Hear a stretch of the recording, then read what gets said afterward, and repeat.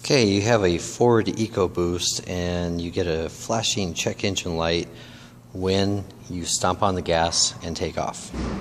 Okay, the problem that we have been finding is the spark plugs after replacement. If they do not get the boots replaced at the same time, you need to replace all 6 plugs, because you can see right down here, if I can get this to focus correct, you can see the carbon trace right down the side. Oh, right down there. And you see this orange halo? Okay, these plugs have 20,000 miles on them. And you can see the carbon trace around the side, coming down and over, and then coming down around here. And this was also in the engine. No carbon trace. This engine had no misfire on the cylinder. So, the first thing to look for is you want to look for this orange halo. Every single spark plug that I've taken out gets this halo on it. This one was misfiring, this one was misfiring, this one was not. Perfectly clean.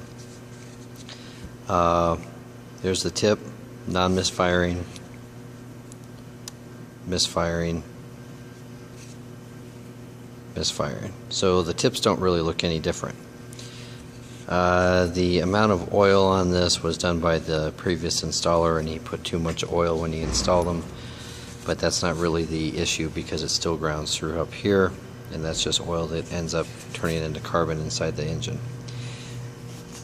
So if you get this issue with a misfire, rather than paying $1,000 to the dealer or something like that, look at just changing your spark plugs and the boots that are on the end of the coil.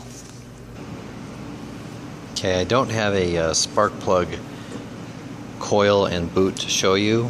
They've apparently been thrown away. So this is the issue, is you have the coil goes down on top of the spark plug, and there's a boot that's about this long, covers this area. Get the boots when you put the spark plugs in. If you don't put the boots in, you will get a misfire code after 10 to 20,000 miles. The boots get formed to the previous spark plugs, and if you don't replace them, you have problems later on. So, alright, hope this helps you guys with the misfire engine problem on the Ecoboost. Spark plugs, put in the correct spark plugs, put in Ford spark plugs, replace the boot. Don't put too much dielectric silicone on it. Just put enough dielectric silicone to help this lubricate.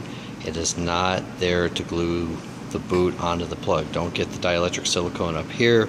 There's a very, very small contact point between the spring, and if you look, this one, which was misfiring, has a ton of dielectric silicone on it from the guy who put it on for the first time.